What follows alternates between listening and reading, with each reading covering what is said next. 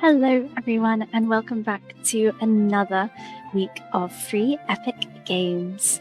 Now it's another 2 gems to add to your library, with one being Evoland Legendary Edition and the real treat of the week, Fallout 3 Game of the Year Edition.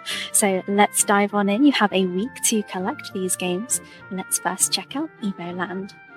The Evoland Legendary Edition brings you 2 great and unique RPGs, so role-playing games, with their graphic style and gameplay changing as you progress through the game, really kind of being its unique selling point. The genres for this being RPG, adventure, and action.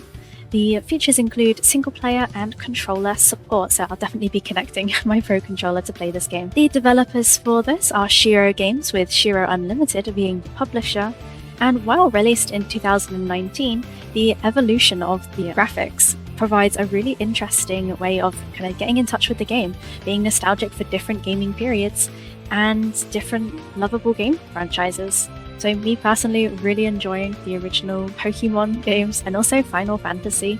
It's really nice to see those captured, even if just in segments of the game. So within this bundle, it does contain a short story of adventure, video games evolution, and a slight case of space-time continuum disorder, so 2 exciting games there to get a taste of this style. The game is full of humour and references to good old classic games, showing where they've been inspired from 3D graphics to storytelling. The series really brings an epic and extraordinary adventure, unlike anything maybe you've played before, but also having some nostalgic points as well. Taking a look then at the PEGI rating for Evoland, we can see that it is a 12 rated game due to features of moderate violence. Typical for action RPGs, but it's worth noting here, so it may not be suitable for people under the age of 12. As a brief outline of the game, Evoland is described as a journey through the history of action-adventure gaming, allowing you to unlock new technologies, gameplay systems, and graphic updates as you progress. There are also some content-specific warnings, such as levels in which a human character engages in 2D arcade-style combat, and that can jump and move exaggerated distances. However, kicks and punches do not cause any realistic reaction. Our next game then is looking at the Fallout 3 Game of the Year Edition, which is really fantastic to pick up, grabbing all those DLCs that will make your Fallout experience complete. Within Fallout 3, you get the opportunity to create your character, allowing them to descend into a post-apocalyptic world where every minute you're fighting for survival, making choices, and meeting new friends. Within this Game of the Year edition, it includes all 5 of the game add-on packs: Operation Anchorage, The Pit, Broken Steel, Point Lookout, and Mothership Zeta. For those who enjoyed Fallout 4's release, it's worth definitely picking up this game to check out its VAT system, its experiencing of the special skills, and the power of choice, very similar to the Fallout 4 experience.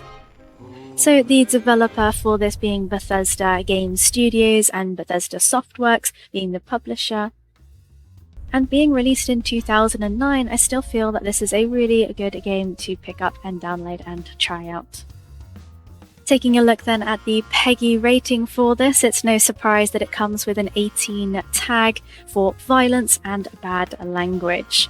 Therefore, if you are under this age, it is suggested that this game is not suitable for you. The reason mostly for this rating, again similar to last week's Darkwood, is the strong violence towards vulnerable or innocent civilians.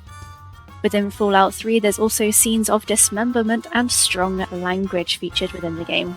As a brief outline of the game, we can see that it is a fight for survival through the entire story, including all 5 DLCs. For content-specific issues, the violence is strong and frequent, including decapitations, dismemberments, explosive headshots, all with associated blood and gore, as well as executions of multiple innocent civilians, including vulnerable characters such as women, children, and the disabled. So really there where it comes in with the VATS system and the combat, showing that your character is in a gritty survival situation, but with that violence then coming as the tag. Other issues then with the game mentioned are the use of a frequent, strong language that can be heard throughout the game, including words such as duck and its derivatives. So for this week's 2 games, we've gotten 2 really nice games to add to our roster, one being an 18, the other being a 12. I definitely think that both games this week are worth a redeem. Perhaps the Fallout 3 game may be worthy of our spooky season, but it's entirely up to you going into this next week which one will be worthy to add to your downloads. So thank you very much, guys, for joining me on our Epic Games venture today. If you want to check out my latest episode for the Darkwood series, you can check out the card in the top and watch that playlist now. I'll be updating this series until it is finished.